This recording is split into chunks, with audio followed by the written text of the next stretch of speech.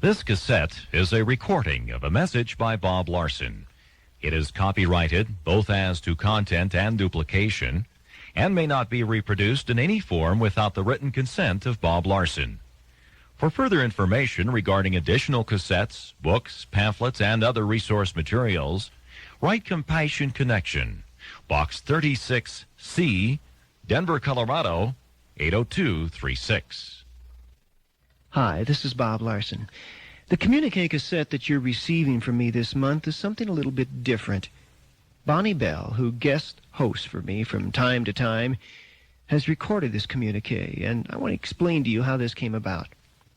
When I learned that a Jewish rabbi was going to be in town and wanted to come by our offices, I was intrigued, particularly when I found out that this rabbi establishes relationships with evangelical Christians and is very knowledgeable about born-again Christianity, and that one of his missions in life is to promote understanding between born-again Christians and God's chosen people.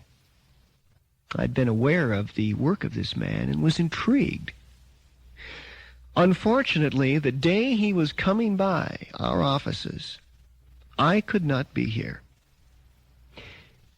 I regretted not being able to meet him and speak with him, and I asked Bonnie Bell if she would take some time out of her schedule and go into the studio and record an interview.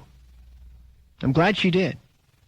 I've already listened to this communique cassette, and I think you're going to find it fascinating, and I pray that it will help you to understand our Jewish friends better. So listen carefully to what Bonnie is about to share with you.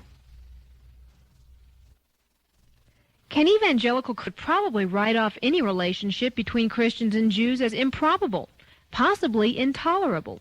After all, as Christians, our belief system is based upon the birth, death, and resurrection of Jesus Christ, the Messiah, the same Messiah that Jews are still awaiting. Knowing that our belief systems are so diametrically opposed, should we even try to forge a relationship with the Jewish community? According to Rabbi Yehiel Eckstein, the answer is a definite yes.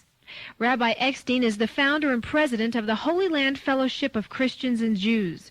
He is widely regarded as a Jewish expert on evangelical Christianity. He has preached in many leading evangelical churches throughout America and has lectured at Christian institutions such as Wheaton College, Trinity Evangelical Divinity School, and the Criswell Center. Rabbi Eckstein emerges as a respected voice for the Jewish community. His book, What Christians Should Know About Jews and Judaism, is published by Word, a top Christian publisher in America. Written to the evangelical Christian, Eckstein believes that the knowledge imparted in this book will lead to greater acceptance and understanding of the Jews. Most of us have already accepted the roles of the Jews as God's chosen people. However, I do believe that better knowledge of Jewish ideas about Christianity will allow Christians to reach into the Jewish community and show the love of Jesus in a more effective way. I remember as a child, my grandmother telling me that it's easier to catch flies with honey than with vinegar. If Christians continue to offend Jews, any effort to win them to the Lord will be ineffective. My conversation with Rabbi Eckstein is intended to inform and educate. I pray that the information you gain from this communique will help you build bridges of understanding with the Jewish community in your city. Rabbi Eckstein, I'd really like to get some of the basics out of the way. First of all, why is it called the Holy Land Fellowship of Christians and Jews when what I gather is you're trying to form relations between Christians and Jews in America, and we're not quite the Holy Land? Well, there are two dimensions to the fellowship, two goals. One is to foster relations and to build bridges of understanding and cooperation between Christians and Jews with a special focus on the evangelical community, the evangelical fundamentalist. I use the term evangelical referring to the broad evangelical fundamentalist charismatic community, Pentecostal. So number one is to foster better relations between the two communities and to interpret each community to the other. And secondly, to deepen the ties between Christians and Jews through their common tradition in the Holy Land. If I can just relate a story. Sure. I was thinking about this the other day, or a couple of months ago actually. I have been involved in this ministry now for 13 years, building these relations between Jews and evangelicals, starting some of the first evangelical Jewish conferences and relations, and working with the various segments of the evangelical community, and the only one in the country doing that. And I was thinking about how this got started, because people will often, well, what got it started? And I believe that it is of the Lord, and that it's a burden that God placed in my heart, and otherwise I wouldn't have been able to sustain that involvement. But it really, I realized it came to an incident that happened 12, 13 years ago, when I was recently ordained in New York from Yeshiva University, the Orthodox institution, and I started working with the Anti-Defamation League. And I went on a trip to Israel with a group of Christians. And for the first time I saw Israel through Christian eyes. And I was young, 25, 26 years old, newly ordained, white from New York.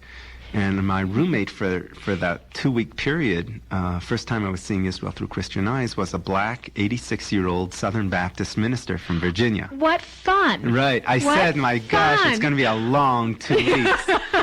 And I said, I have nothing at all in common with this man. And what happened was, he was very poor, and he was getting older, and he had saved for around 8-9 years to be able to afford to go to Israel before he died. And finally his sons chipped in and gave him the rest, and this was his trip. And that first morning I went out to the veranda overlooking Jerusalem and said my morning prayers, put on my prayer shawl and phylacteries, my talit and tefillin, and tears came to my eyes at returning home to my spiritual center in Jerusalem and Israel. And I'm sure he saw, but he didn't say anything. And that evening I came back late, and there he was, crying like a baby, with his hands outstretched upward over the bed, lying over the bed, and he kept saying, he didn't see me come in, he kept saying, Lord, Lord, thank you, Lord, I'm luckier than Moses. Moses only got to see the promised land, and I got to walk in it. That was my first encounter with the fact that here was a Christian, and I realized that this 86-year-old black Baptist, it's a melodramatic moment, but I realized this 86-year-old black Baptist minister from Virginia and this newly ordained white hotshot rabbi from New York had far more in common than I ever could have imagined. We really had our tears of returning to our spiritual center, our tears of the privilege, of joy, for the privilege of being able to come to the Holy Land. And that's when I realized that there may be many areas where, like this, like Israel, where if we strip away a lot of the things on the sides, whether it's the politics or the theologies, there are commonalities in our roots that transcend some of those differences that we might otherwise, and that this could be a real meeting point for Christians and Jews. As I'm listening to you talk, you use terms that I think probably most Christians would consider to be Christian terms. And let me throw one out at you. Ministry. You had talked about being with this ministry for a number of years. And, everything else kind of passed over. That one really sunk with me because I work for a ministry. And I think most evangelical Christians would consider that a Christian term, yet you use it for a Jewish organization. Well, firstly, we're not a Jewish organization, and that's also something inherent in the name, the Holy Land Fellowship of Christians and Jews, a name which we're only 7 years old or young, and we may change our name yet, but we really intended it to be a meeting point. Half our board is Christian, half Jewish. Same thing with our support base. It's Jewish and Christian. We spend half our time interpreting Christians to the Jewish community, and the other half the time doing vice versa. So we really see ourselves as a ministry of both, and the name even, Holy Land, is a turnoff, I should say, for a lot of Jewish people, because it has come to be associated as a Christian-y term. So that the idea behind that was that Christians should feel comfortable in this place, in this institution as well. But I mean, you point to something that has happened over the years. I've studied the New Testament, and I speak Christianese, if you will, and I've been grateful that I can walk in between the two communities and remind them, both communities. If I think even of what you were asking before, Paul in Romans 10, I believe, talked of how the Gentiles were grafted in. I mean, there is that commonality. We cannot deny it. The commonalities may, in some instances, be pragmatic cooperation on specific political issues or problems we have. I mean, the problems that we're facing in our society, whether it's drugs or whether it's violence, the problems are problems we're facing as Christians and as Jews and as Americans and simply as human beings. So there are a lot of commonalities we face on that level, and then there are commonalities on a deeper spiritual level. Once you got over your initial shock of walking back into your hotel room and realized, wow, we're both humans, so therefore we've got to have some level of commonality, even if he's a Christian and are you an Orthodox Jew? Okay, I'm an Orthodox Jew. You try to be. What was your next step? I mean, did you immediately have this vision? I mean, did God immediately lay it on your heart that this was something you were supposed to do? And did you not sit there and ask, oh, Lord, why me? Yeah. I would really like to be liked by all the other rabbis that I have to deal with. This is not what I envisioned for my life. Well, I didn't quite realize it at the time, to be honest. I was shocked still to learn that Christians, I mean, for me, Israel was the Jewish homeland. And only, exclusively, right. And I had no idea that Christians had any affiliation with Israel. I was coming from a regular or traditional Jewish background where we didn't distinguish too much among Christians. I mean, maybe if we were lucky, and you have to go back 13 years before there was any awareness in society of evangelical Christians at all. And there was Protestants and Catholics. And if you were lucky, you made a distinction between the two. But otherwise, there was Christian, capital C, period. So I don't think it fully hit me other than, hey, what's going on here? Here are Christians who obviously feel something very deeply about Israel, and I felt almost, I haven't thought about this, but I felt almost like you were taking away something from me. Why are you coming and stealing this? Who do you think you are to try and take this from us? And that was, I'd say, the first reaction. I started then working with one segment. People ask, how did this all get started? And I really do feel that it's, I think it was in the book of Acts where Rabbi Gamliel said that if it's of the Lord, it will, in Acts 3, if it's of the Lord, it will be successful. I really think that this was of the Lord, that I would happen to meet the head of the Bible department of Wheaton College in Chicago. And he introduces me to the dean of Trinity Divinity School. And we start some of those dialogues between evangelicals and Jews, and right then Jimmy Carter becomes the president of the United States, and all of a sudden Jews turn around and find themselves with a born-again Southern Baptist Christian in the White House, and Jews ask themselves, well, what do we do now? Right. What do we do now? What do we do now? Right.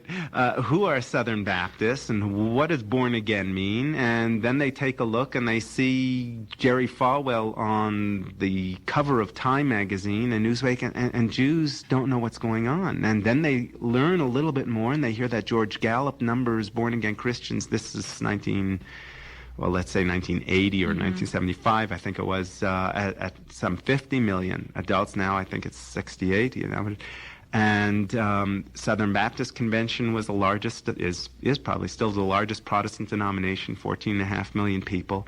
And Jews were caught off guard. And then right smack at that same time, the head of the Southern Baptist Convention, Bailey Smith, made his infamous comments about God not hearing the prayers of a Jew. Yes. So that all of that happened, and so I came to know and work with the mainline evangelical, the Billy Graham, Wheaton type Christianity Today segment, then with the Southern Baptist and fundamentalist segments, and then through the TV and radio and religious broadcasters ministries, Pat Robertson and various others, the Charismatics and Pentecostals.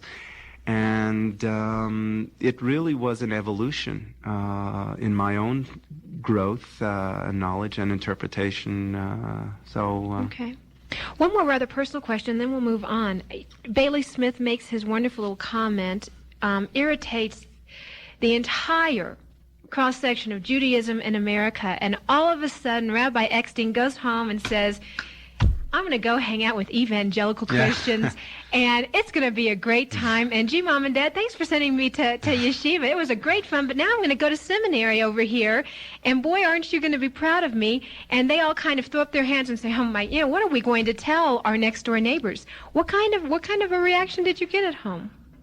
Well, to be honest, for the longest time, my parents, who are also Orthodox, for the longest time, they didn't know what I did for a living. Oh, shame on you. They knew I worked for the Anti-Defamation League, and they said, great, Yechiel, you go fight anti-Semitism. But they didn't know I was speaking from pulpits in Del City, Oklahoma. Hanging out with Christians. Right. They didn't raise you this way. No. But from the beginning, the essence of everything I've tried to do has tried to follow two lines. One, that faith must precede interfaith. And number two, that I do not ask of either community to compromise on their integrity for the sake of some amorphous brotherhood. I wouldn't ask that or be willing to grant that from myself, and so I don't ask that of the Christian community. So the real issue became, is it possible to develop a relationship with this segment of Christianity that had previously not had any exposure or any interaction with the Jewish community without either feeling that they're compromising on their integrity in the process? And that's where all those other issues that come into that clash, evangelizing and various other issues which we can talk about, came in. But what happened was eventually, well, maybe I'll tell you the story of what happened when my parents once called. My mother called and she said, and I really did not think they knew what I did. And you're always surprised that when they know, aren't you? Yes, right. And but there was a lot of press, since this was a new venture of Evangelicals and Jews, and People magazine did a story on me at the time, and my parents lived in Canada, and I really didn't think that they had any awareness of what was going on here. One day I get a call from my mother, and she says, Yechiel, I want you to know I saw your friend Pat Robertson on TV the other night. So I quickly had to think, best defense is an offense, right? So I said, Mom, what were you doing watching that Pat Robertson on Christian TV? You shouldn't be watching. She said, don't mind that. Don't try and get me off. Yechiel, I saw Pat Robertson, and he was terrific. The way he talked about his love for Israel, the way he talked about his love for the Jewish people, and the way how he would stand and fight against anti-Semitism. In the end, he mentioned you-know-who. Referring to Jesus Christ, but she won't mention his name. In the end, he mentioned you-know-who, but apart from that, he was terrific. And I mention that story because in many respects, that reflects the dilemma that the Jewish community very often faces. On the one hand, you have people who are really strongly pro-Israel, but on the other hand, is there a sinister attempt to bring Jesus Christ in through the back door? And it's that juxtaposition of sensibilities that often made the difference. But if I can just relate one story that I was telling about today to a group of Christians and Jews, Evangelicals and Jews that I've been meeting, that I believe Bob Larson has been part of over the years, and that the Anti-Defamation League here played a leadership role in developing. Is it really, where does the major importance lie right now in continuing this relationship or building the relationship between Christianity and Judaism? Is there one major relevant point of importance that everything's gearing up towards, or something that we need to get over, or something we need to work through? Those are a lot of questions together, and maybe I will tell that story. Okay. Especially now that I remember it. It really, I think, captures what happens. It happened 12, 13 years ago. It was the first evangelical Jewish conference I had put together, and one of the first certainly in the United States. And it was a group of 10 key evangelicals and 10 key Jews who came together, and there was no press invited to that. And it was really was with Wheaton and Trinity colleges, and Wheaton was afraid to have it there, so we had it at Trinity. And we had papers delivered by the two sides to give it an academic air of legitimacy to it. And then, in one of the papers, the evangelical Christian talked about how they are called upon by the Bible in Genesis 12:3 to be a blessing to Israel and the Jewish people. God will bless those who bless Abraham and his seed and curse those who curse.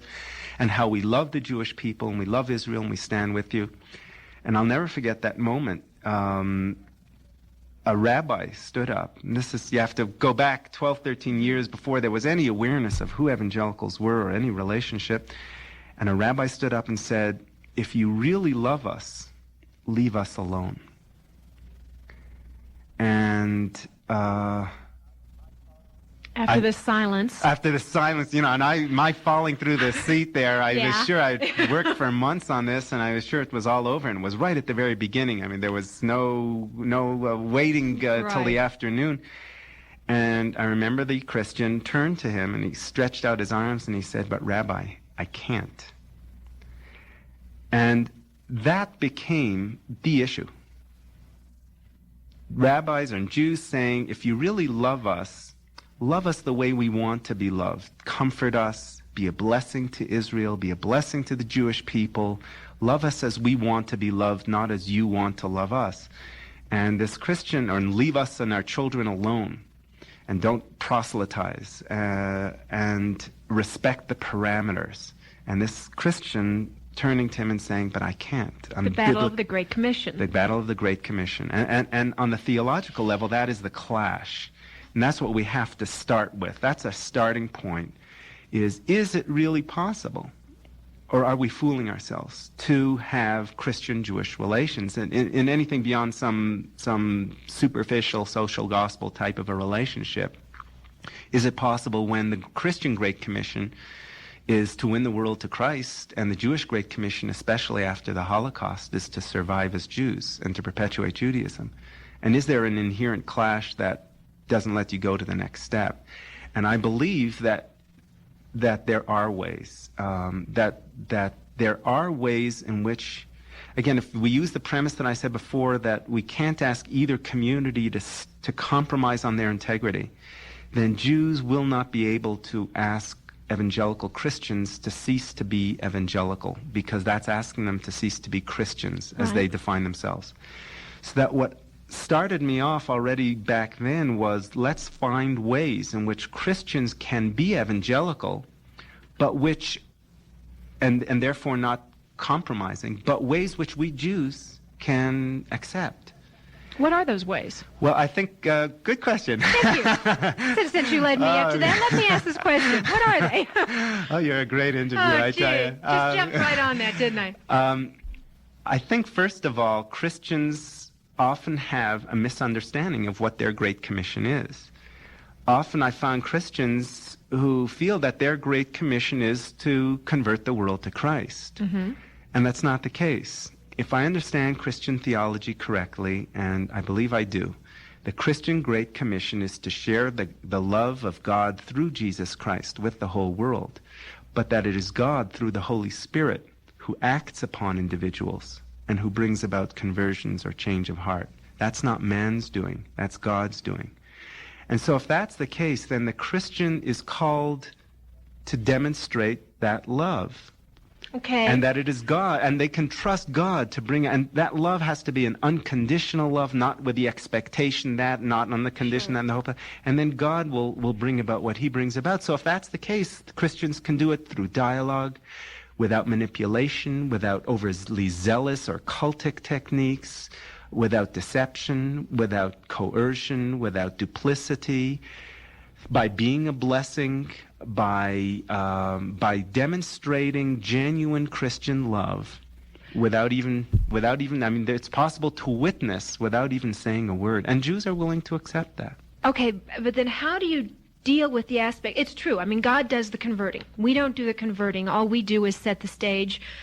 kind of like you led up to a question, I asked the question, but there has to be that lead up. I think an evangelical Christian would tell you that you've got to set the stage adequately. There's got to be the information and the knowledge. Right. Therefore, the evangelical Christian, regardless of the fact of whether, the fact that he does not do the converting, is going to be in a position of having to say, well, God loves you and offered his only son, Right. as for your sins. And, go through the whole John 3:16, the four spiritual laws track, the whole 9 yards.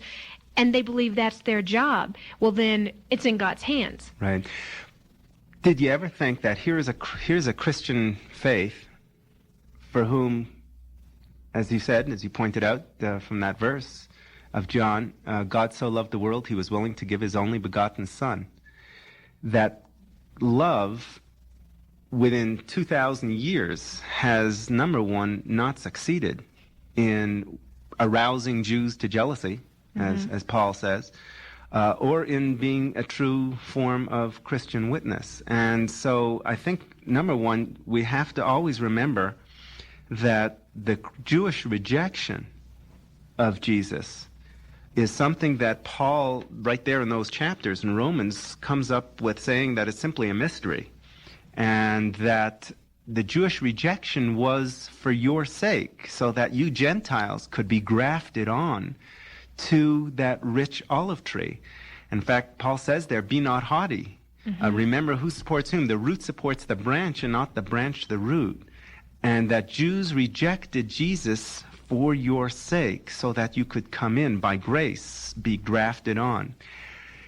Again, if that's the case, I am convinced that the question is, how shall Christians set up the stage, as you put it, or demonstrate that love, and then letting God take over from there? It's not a question of if they should. Ye are my witnesses, says Isaiah.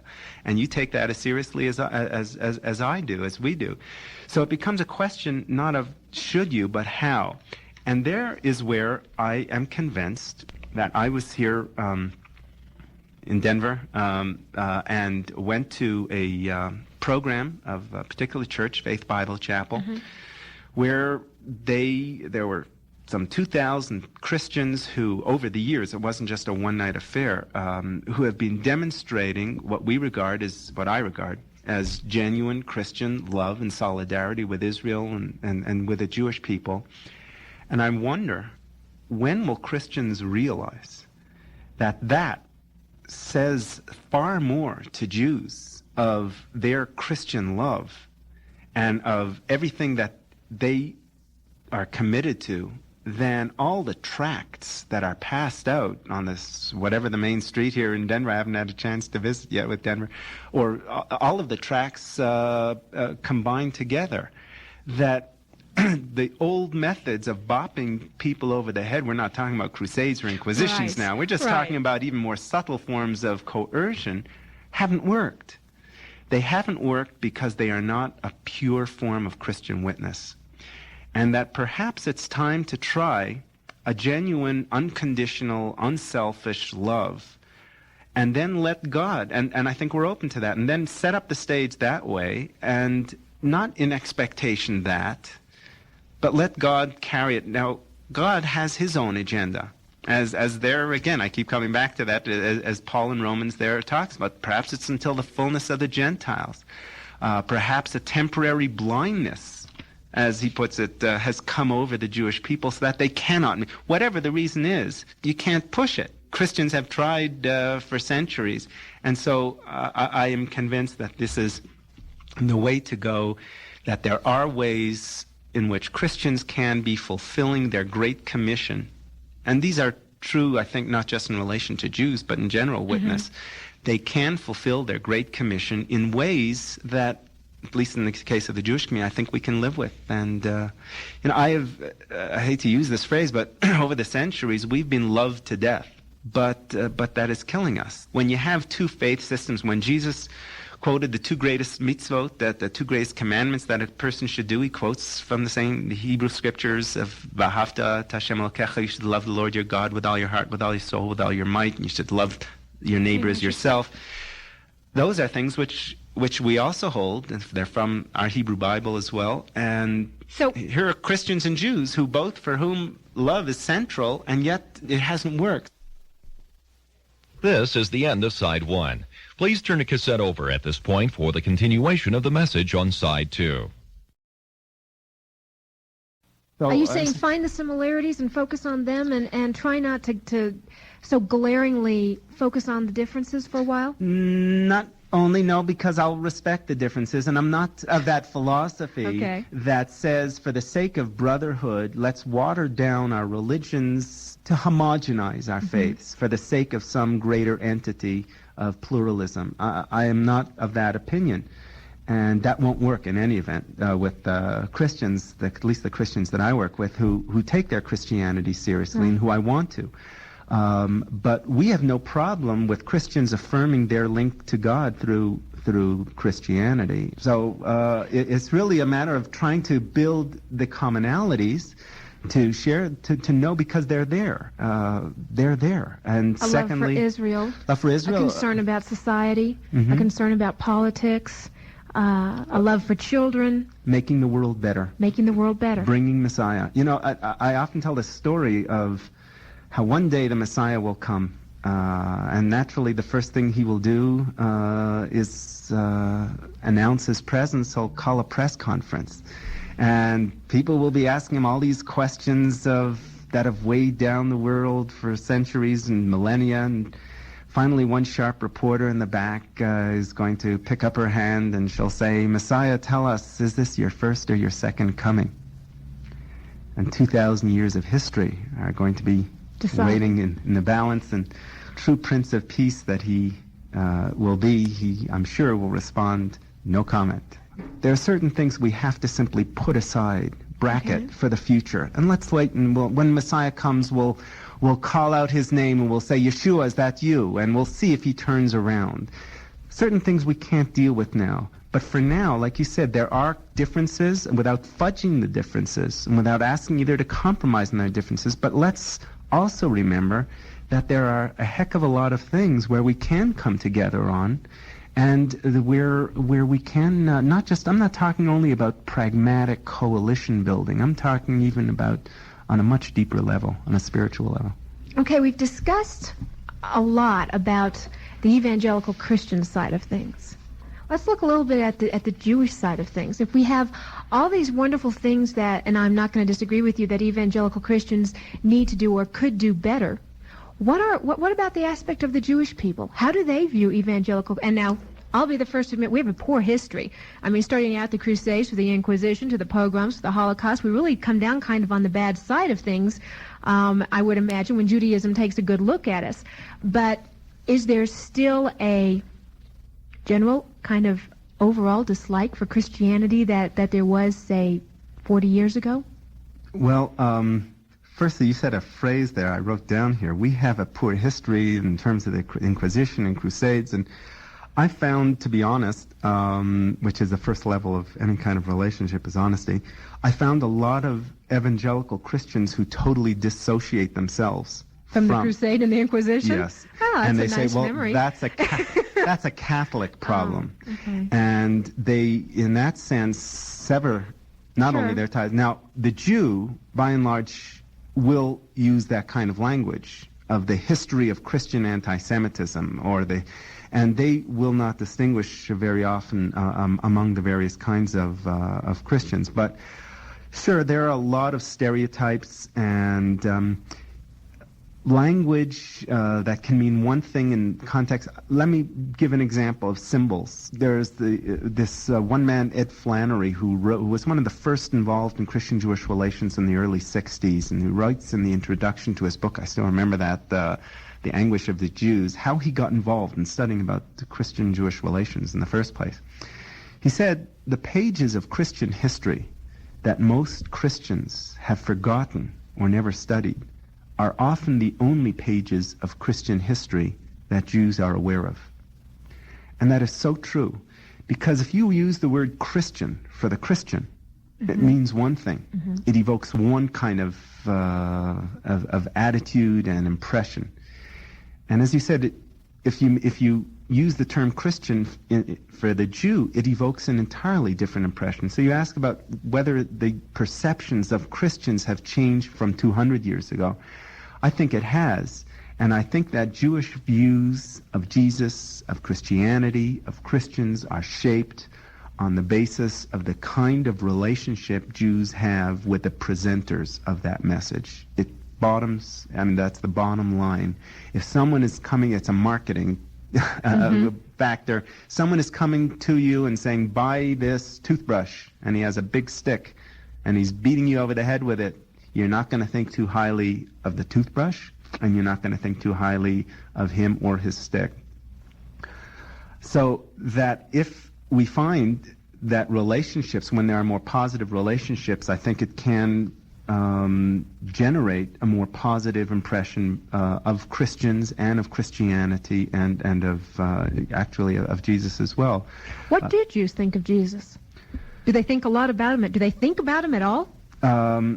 Well, no. It surprises Christians. Christians will often ask, well, why do Jews or how can Jews reject Jesus? And as if Jews are walking around all day saying, now, should I accept Jesus or should I not accept Jesus? I mean, it really is, I would often turn the question on to you, well, how do you feel about Buddha? And why do you not accept Muhammad? How often do Christians think about why they do not accept Muhammad? So Jesus really is not a topic of conversation? Not usually. I can see that would be tough for most evangelical Christians to deal with, because Jesus is your Lord. Yeah, and for us it symbolizes everything that we believe. I mean, we are who we are because of Jesus. Right. And so it's the very center of our being and our belief. So, that's a real tough one for many people to grasp onto. It goes even further than just the fact of whether you're thinking about them or about Jesus or not. It can go to a negative point. Again, like what the word Christian evokes in one community in different response than what the word Christian evokes in another community. There's nothing more powerful than symbols. And the same Ed Flannery wrote how he got involved in this in the first place. He said he was walking down the street with a Jewish woman, and he noticed that at a certain point she became visibly moved, and she stopped talking, and he thought maybe he said something to offend her, and she said, no, but do you remember we passed that church on Elm Street? And he said, yes. And she said, well, do you remember it had a big cross in front of it? And he said, yes. And she said, well, I'm sorry, Pastor, but every time I see a cross, I shudder. I'm afraid. I think of the Inquisition and the Crusades and all those Jews who died rather than accept that cross and in the name of the cross. And he asked himself, how could that symbol of love, that symbol of God's ultimate love, be seen by this Jewish woman as an object of fear? And that's when he started studying those pages of Christian history that he had never studied before, that were the only pages of Christian history that Jews are aware of. So Jews tend to themselves to make those generalizations, unfortunately, as part of their own self-definition. And that's, I'm asked often, what are the biggest or the most major misperceptions? And that's probably one of them from the Jewish side, that Jews believe that if you're not Jewish and you're not a Buddhist and you're not Muslim, you are a Christian. Because they're simply projecting the self-definition. You're born Jewish. Well, you can convert into Judaism, but Judaism is not just a faith. It's a combination of so many other factors, and you're born into it, so you assume that you are born Christian, and they don't necessarily That puts Billy Graham and Hitler together in the same Christian stew. Right. And that Christians can't believe that Jews can feel that way or think that way, but that's again they do it the opposite way. Christians do it the reverse way to Jews. They transpose their own self-definition. Christian is a matter of faith. Faith only, that it's because very they don't involved. Go to temple, or because they don't go... Exactly. Okay. They're not as observant as they expected them to be. And so they'll say, they may be leaders in the Jewish community and very involved on behalf of the Jewish community, and they may go a few times a year to the synagogue, but they're not the people of faith. Now, I'm not condoning that, but you see how two communities who haven't been in touch for 2,000 years, and who not only haven't been in touch, but who've built up that baggage over the years, over the centuries, that's much of which is still buried under the rubble of that history, words can evoke entirely different meanings. Do I have time for misconceptions for one quick story? Sure. I tell this in the introduction to my book, What You Should Know About Jews and Judaism, how that same Bailey Smith, when I went and spoke at his church, which was rather a miracle in itself, yes. Let's say, considering the situation. Right. And it was one of these large churches in Del City, Oklahoma, and I talked about this history of the Inquisition, the Crusades, anti-Semitism, as well as the good parts. But after that, he came up and in front of a crowd, a few thousand people, and he said, "Isn't this Rabbi Eckstein terrific? We have to bring him back for one of our crusades." And I heard the word crusades, and I was ready to run, and the whole congregation was going, "Yeah, bring him to the crusades, bring him to the crusades." You have this vision of being crucified in a crusade, right? Exactly. And so there too, language can elicit response, sure. Totally. Misconceptions. And that's what we still have to, even when there is goodwill, even when there is love, it's got to have feet to it. There's a lot more to it than... Needs to be more than surface. Yes. Needs to be a little deeper. Let me ask you brought something to mind because you mentioned the cross. And I would like to say I know the answer to this, but since you deal with evangelical Christians probably even more than I do, except for in my church, let me ask it from a different point of view. Do you still find that perception that, quote unquote, Jews killed Jesus, therefore they should be punished? No. Good, I think one is... I'm hoping here, One of the greatest achievements of the since 1960 is certainly in the evangelical community and even in the Catholic community after the Nostra Aetate, though in Europe and various parts of Latin America it's not fully achieved, but that deicide charge, which is the charge that Jews killed Christ and therefore are to suffer eternally, and that was, you put your finger on the theme that permeated all of that history of anti-Semitism. It was that theme that really was at the core of it, and I think if there's been a major achievement, an irreversible, I believe, achievement in that, and that never got fully stuck in the evangelical community in the past that I've seen in the past 10 years. There are other issues to be treated and to be dealt with, but that was not one of them. So we're actually making some headway. Yeah, it can sometimes be frustrating, especially for me, when you deal with education. You're not dealing with, which is essentially what we're talking about, what our ministry, what our work, and our organization, the Holy Land Fellowship, is about. You're not dealing with measurable, discernible, tangible results that you can always see.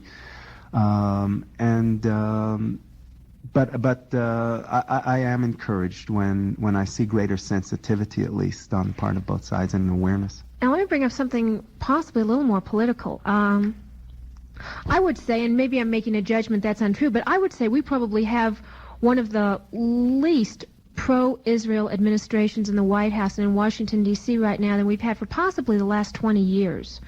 At least passed through Carter and the Camp David Accord and that whole bit. And does that make the Jewish community nervous? And does that make your job of this relationship that much more difficult? Well, in terms of my job, not really, because we try to stay away from the political nitty-gritties. Even when we talk about fostering support for Israel, it's more on a fundamental level. For example, we're planning to have a telethon to raise funds. A telethon. A telethon okay. from over Christian stations. Yes. I'll be back here to raise funds for the humanitarian needs of Russian immigrants, refugees, for clothing, for medicine, for things of that nature. So we try to stay out to talk on that level of commonalities of fundamental support without getting involved in political exigencies. But I would, while the administration has in the past couple of months, the current administration has definitely veered. I still wouldn't. I'm not ready to say that that the administration has totally changed course in terms of their support for Israel. I think the jury is still out. But certainly the Jewish community has become aware of the conservative, and in the case of the religious predisposition or policy to support Israel. And that's a quandary for times, because the Jewish community leadership, once we're talking honestly here, is by and large liberal. Right. And Jews, for a long time, looked to the right for anti-Semitism and for their enemies, and they looked to the left for their allies. And then all of a sudden, everything was thrown topsy-turvy when they saw Jerry Falwell on the right talking of his love for Israel and the Jewish people, and they looked to the National Council of Churches, and they found policies that were anathema to them and antithetical to their interests certainly on the case of Israel.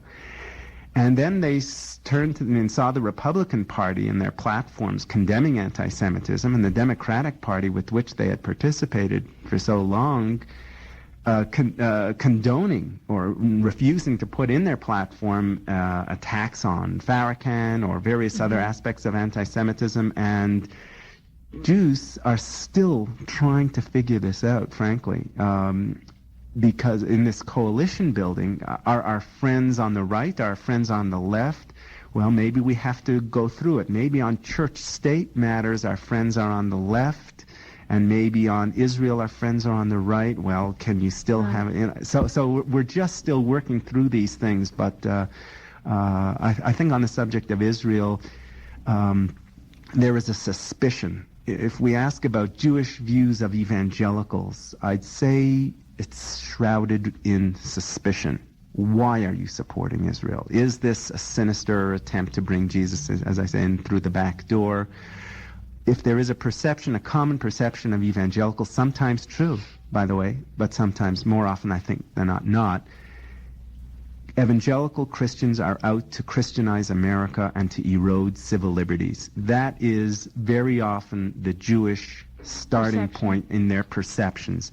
And so everything else, whether it's school prayer or other church-state matters, will either confirm that prior a priori impression or challenge it. And more often than not, it will fit into their prior perceptions, which may be a little bit more dramatic, and is the case. All Christians care about is to erode those civil liberties that Jews worked so hard to build up. So that's I think where most Jews are coming from on a suspicious on that.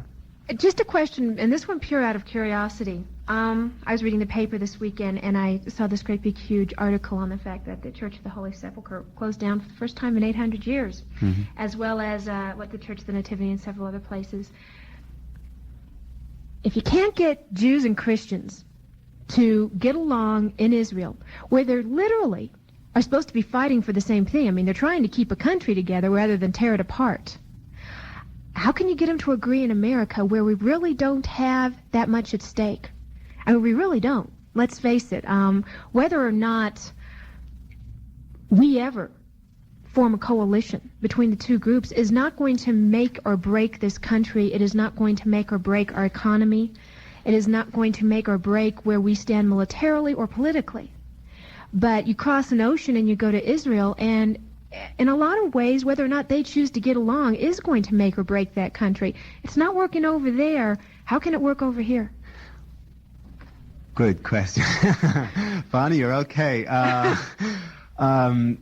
Well, firstly, I personally can't speak for the Jewish community, but a lot of Jewish organizations stood up and attacked or repudiated the Israeli government's involvement in financing that move of the settlers into the Christian quarters.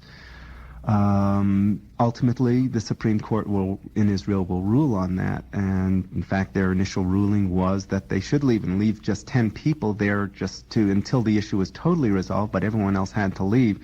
That compromise situation was insufficient for the Greek Orthodox people who were running that place.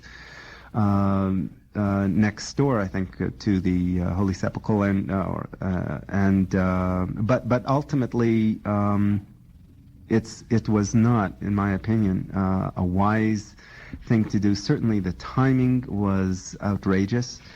The fact that I think we can all, at least I can, subscribe to the idea that Jews should have a right to settle anywhere in Israel. There should be no place that's Judenrein in the sense, and certainly not Jerusalem, and everyone subscribes to that there's no place that Jews should, by law, not be allowed to go into or to buy a home there. But the way this whole thing was done and the Israeli government's financial involvement, and for 10, 12 days not saying there wasn't an involvement, is frankly outrageous. But I guess the greatness of our country here and of Israel that we also can't afford to lose sight of is that I can come here on this program and say in other parts of on national television that was outrageous and that was wrong, and I can walk away from there. The problem is that in most Arab countries, you can't say that and walk away from it. Jimmy Carter can come and criticize Israel after coming from Syria, which has an abominable human rights record, and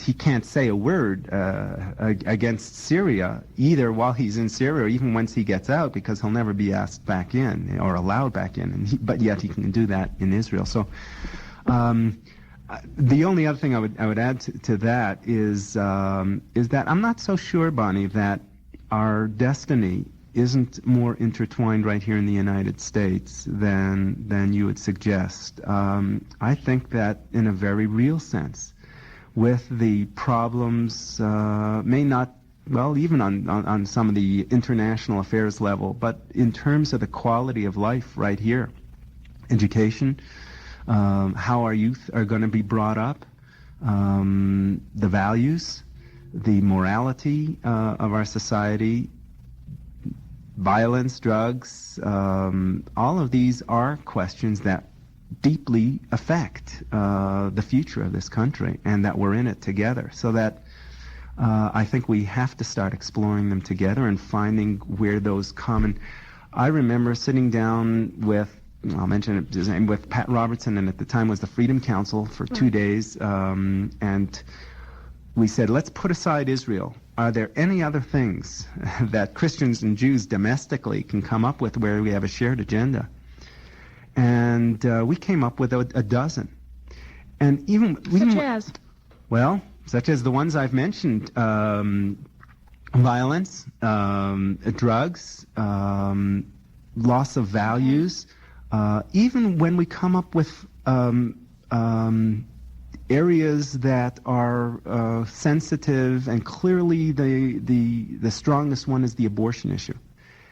Close to the heart of evangelicals. Close to the heart of evangelicals, and I saw on TV from Friday's rally in Washington. Yeah. I don't know if you saw that. There was a 5-second clip, and it was a nationally syndicated clip. I don't remember on which station it was. It may have been on others, but someone here in Denver also pointed it out to me last night. There was a sign, a big sign, saying, "Stop Jewish doctors from genocide, fetal genocide," something like that. The abortion issue is clearly an issue that there are divisions. There are very strong divisions. Now, it's not that the Jewish community is monolithic on that. You have the Orthodox and many conservative and others who, I mean, one of the leading attorneys for the pro-life movement, whom I know is a Jewish man who subscribes to the pro-life clearly position. It's important to point out that when we sat down, we came up with the idea of, hold it, sanctity of human life. And we were able to come up with a half a dozen other areas within that category where we do share that common tradition of sanctity for human life. It could be for the elderly. It could be in terms of euthanasia. It could be on various other aspects of that. So that there are, if we were to really explore it seriously and honestly and sensitively, I think we would come up with far more areas where There are commonalities. I think you have a interesting challenge. How do you battle this out personally, being an Orthodox Jew and being a rabbi, and dealing with evangelical Christians on a day in and day out basis, hearing that one way Jesus, everything that unfortunately has become rather cliche of evangelicalism, but it comes out on a daily basis. If you don't do it our way, you're not doing it right, kind of a thing, and the only way you're going to make it to heaven is through these steps. How do you not personalize that and come home at the end of the day feeling very confused? Well, I do it in two ways. Number one, theologically, and then personally. Theologically, I really believe in the model that the Bible suggests of the Kruvim, the two cherubs that were on top of the ark.